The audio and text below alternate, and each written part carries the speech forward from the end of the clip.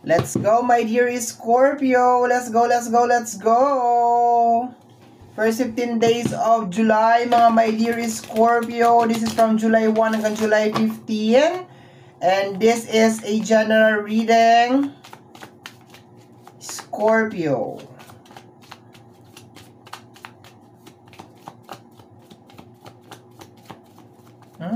Wala, ayaw.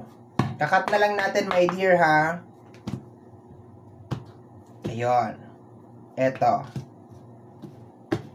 Kasi, pag sinapol ko siya ng sinapol, mga my dear, marami yung nahuhulog, nagiging mas complicated yung reading. Kaya, pag hindi siya mag-jumping, cut na lang natin into 3, kunin natin yung pinakagitna. Okay, my dear. I will wait for a sign. Okay? So, naghihintay ka ng sign, my dear Scorpio.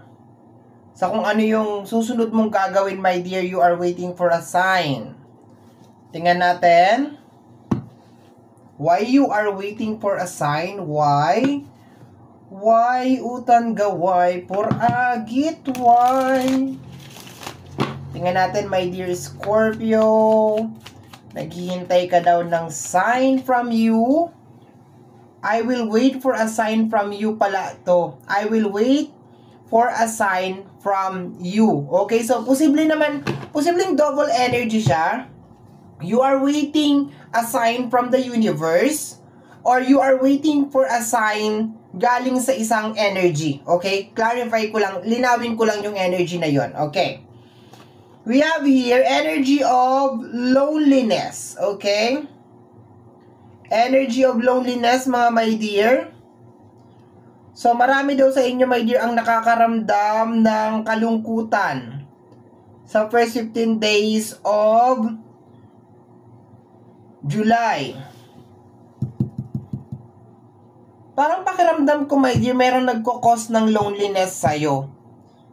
Meron nagkukos. And, para siyang isang energy ng sitwasyon, my dear, na magtatagal pa ba ako dito kahit ganito na yung nagiging sitwasyon ko? Yun ang nakukuha ko na energy, my dear Scorpio. Yung, kumbaga sa trabaho, wala namang nangyayari. Magtatagal pa ba ako dito? Parang gano'n ang nakukuha ko. Or sa relationship, wala namang nangyayari sa relationship na to. Magtatagal pa ba ako sa ganitong energy? Nakakaranas ka ng loneliness, kalungkutan. Energy of marriage, relationship, my dear. Mayroon something sa energy ng relationship or connection. Okay? So, parang ang tabang ng energy, my dear. Marami sa inyo ang nakaka-experience ng tabang sa loob ng relationship or parang connection. Okay, i-generalize ko siya, ha. Posible, my dear, na kung hindi to sa relationship, sa work, connection mo sa boss mo, connection mo sa friends mo, connection mo sa pamilya mo. Okay? Yung connection na yun, my dear, yun ang nagdudulot ng kalungkutan sa'yo. Okay? Dapat nga happy ka because you are married, you are in a relationship. Dapat nga happy ka because you have a job. Dapat nga happy ka because you have family, di ba? Pero iba yung nangyayari. Nakakaranas ka, my dear, ng sadness. Okay? Tingnan natin, loneliness. Parang bakit mo mag-isa ka? Loneliness pala ito. No? Adventure. Explore, travel. Parang gusto mong umalis sa ganun na circle, my dear. Parang gusto mong umalis sa ganun na energy. Parang gusto mong lumabas, mag-explore. Kasi kahit na you are in a relationship, malungkot ka pa rin. Hindi mo nararamdaman yung partner mo. Kahit na you have your family, parang pakiramdam mo, kulang pa, malungkot pa rin talaga. Okay, yung energy. Baka yung iba sa inyo kinakailangan, my dear, magbakasyon. Kinakailangan mo ng lumanghap ng sariwang hangin, okay? Tingnan natin, my dear, bakit. The Three of Cups. May mga issue ng third party, my dear. Once na mapatunayan mo tong issue ng third party na to, lalo sa loob ng relationship, mag-e-exit ka na, my dear. Kasi posibleng tumabang yung partner mo. Yun ang nakukuha ko, my dear. So, once na ma-confirm mo to, mag-e-exit ka na. And ganun din, my dear, sa energy ng career. Okay? Ganun din sa energy ng career. Tingnan natin. The Nine of Swords. Ayan, nai-stress ka, my dear. Nag-overthink ka. Naghihintay ka lang ng confirmation, my dear. Naghihintay ka lang. May kabit ba siya? May other woman ba siya? Ganon. Kung sa energy naman ng work, binavalue ba lahat ng effort ko dito? 'Di ba? Sa work, medyo komplikado to, my dear, kasi posibleng may naninira sa'yo sa loob ng work, kaya nagiging tensyonado lahat. Yun ang nakukuha ko, my dear. Kasi ang Three of Cups, ibabase natin dun sa nauna na energy, hindi to maganda. Plus, meron ka ditong Nine of Swords, so ibig sabihin, itong Three of Cups na to, hindi to masaya. Depende kasi yan sa kasunod niya, my dear. So, nagkukos to ng stress. Itong Three of Cups na to ay nagkukos sa'yo ng stress. Kung sa relationship, nagkukos yung third party. Kung sa trabaho, nagkukos din yung third party kasi meron naninira sa'yo. Okay? Let me see. So, marami sa inyo, my dear, ang gustong mag-expand. Gustong, alam mo yun, lumipat na ng work or umalis na sa relationship. We have here the energy of Chariot. Very, very soon, my dear, aalis ka dyan sa ano na yan. Dyan sa workplace mo na yan. Dyan sa, hindi pa ngayon first 15 days of July. Posibleng mga second half, okay? Tingnan na lang natin, my dear, ha? Posibleng second half or tingnan natin sa mga ibang mga reading pero hindi pa ngayon kasi parang nanghihingi ka pa ng sign eh. Depende yan sa kung ano yung sign na hinihingi mo, no? So, hindi ako magdi-decide na aalis ka. Naghihintay ka ng sign. So, pinapractice mo yung free will mo.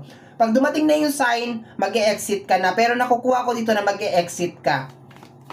Mag-a-adventure ka, magta-travel ka, lilipat ka ng trabaho, magpapalit ka ng asawa, magpapalit ka ng boyfriend.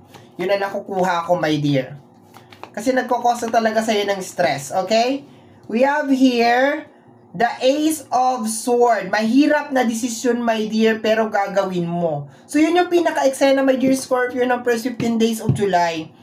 Hirap lang talaga. Ang hirap tanggapin na parang hindi na mag-work yung isang bagay. Parang habang nandiyan ka sa lugar na yan, lalo kang nalulungkot, lalo mo nararamdaman yung loneliness, lalo mo nararamdaman yung emptiness, lalong bumababa yung value mo, my dear. Yun na nakukuha ko dito na energy. Kaya very, very soon, marami talaga sa inyo ang mag-e-exit. Marami sa inyo ang aalis sa sitwasyon na yan. We have here the 10 of... May sumisira sa iyo, my dear. Yun ang nakukuha ko. May sumisira sa'yo sa relasyon, mayroong pumipilit na sumira sa relasyon, may pumipilit na sumira din sa energy ng work. May naninira sa'yo in short. Okay? Kaya nagkakaganito siya. Kung bakit tumatabang yung partner mo sa relationship is because merong umaagaw ng atensyon niya sa'yo. Ganon din sa energy ng work. Kaya lack of appreciation kasi bakit may bida-bida. Meron na namang umiepal na akala mo tagapagmana ng kumpanya or tagapagmana niyang establishment na yan kung saan ka nagtatrabaho. Akala mo tagapagmana ng mga amo mo. Ganon. So, anong nangyayari? Nawawalan ka ng spotlight. Lack of appreciation. Yun ang nakukuha ko dito. Next is the King of Swords. Confirmation, my dear. No? Paglalabanan mo talaga siya, my dear. Laban to, my dear, between sa isip mo at saka puso mo first 15 days of July. Kasi ang hirap nga naman tanggapin na ito yung totoo, ito yung nangyayari. Kaya ako nababalisa, kaya ako nagkakaganito nang dahil dito. And ang hindi pala malungkot, ang sakit pa nito kasi itong nagkukos ng energy na to is yung tao na napakalapit sa akin o yung environment kung nasaan ako. Kasi ang hirap nga naman nun, napaka-toxic ng work area mo, gusto mong umalis dun, hindi ka naman makaalis-alis kasi bakit? Doon ka nakadepende sa sahod. 'Di ba? Ang hirap na mag-detach ka agad sa relationship kasi bakit? Baka meron kayong anak, 'Diba? Baka kasal kayo. 'Diba? Ang hirap nung ganun na energy. Pero, bumababa ka, my dear. Bumababa yung pagkatao mo. Yun ang nakukuha ko, my dear. Nalulungkot ka, nadidepress ka. Lack of appreciation, my dear. Lack of appreciation. Okay, ang nakukuha ko dito na example is yung parang tubig. Meron minsan kasi nag-sample sa akin ng value ng tubig. 'Di ba? Depende kasi kung nasaan mo bibilhin yung tubig. Pag yung tubig dyan lang sa mga terminal, minsan mura lang yan. 20 lang yan, 25, mga ganyan. Pero pag binili mo na yan sa mga convenience store sa loob, mas mahal. Like 7-Eleven, yung mga ganun, di ba? So, medyo mahal siya. So, parang ang nakukuha ko dito, my dear, gusto mo tumaas yung value mo. Gusto mo magpunta sa lugar na kung saan na-appreciate ka, kung saan nabibigyan ka ng value. Kasi alam mo sa sarili mo, hindi mo to deserve. Hindi mo siya deserve, hindi ko to deserve. Okay? We have here the Knight of Cups and the Ace of Cups and the Page of Pentacles. Marami sa inyo, my dear, ang magi-start, lalo na sa energy ng career. Marami talaga sa inyo mag-uumpisa ng panibagong career. Kailangan mo lang isettle talaga lahat ngayon. And then, ganun din, my dear, sa energy, my dear, ng relationship. Marami din ako nakukuha na ending over here. Panibagong fresh start, new beginnings. Yun ang nakukuha ko. Bottom deck of the card is the Devil. My dear, nag-entertain ka ng devil. So, ibig sabihin, bakit ka nagkakaganyan? Because merong nga demonyo sa buhay mo. Merong nga demonyo sa buhay mo, my dear. Okay? So, aalisin mo yung energy na yan and then mag-i-start ka ulit. Nakakalungkot lang, my dear, kasi for some of you, partner mo yung tinutukoy dito. Okay? But remember that this is a general reading, so hindi 100% makaka-resonate. Okay? Pero congratulations sa mga magkakaroon na ng awakening, sa makaka-receive na ng mga sign na hinihintay ninyo, and then sa mga mag-new beginnings na, dun sa mga mag-a-adventure na. Okay? So, my dear Scorpio, yan ang reading mo para sa yung first 15 days of July. Somehow, my dear, kung nagustuhan mo to, especially kung napadaan ka lang, don't forget to subscribe. Paki-click lamang po notification bell para ma-update ka sa aking mga upload. And free to like, free to share, free to comment sa lahat ng ating mga videos. Once again, my name is RJ, also known as Apo J. Maraming salamat po. And until next time, bye-bye. Thank you, my dear.